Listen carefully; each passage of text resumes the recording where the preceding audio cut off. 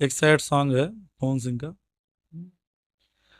दूसरा के नाम के मेहंदी रचा के, दूसरा के नाम के मेहंदी रचा के, भइलू चीज पराई प्रीतिया अउरी कितना सताई प्रीतिया अउरी कितना सताई, थम न पाई आँख के आंसू, चुप के रोबू, कागज पर से नाम मिटैबू, चाहे कितना धोबू।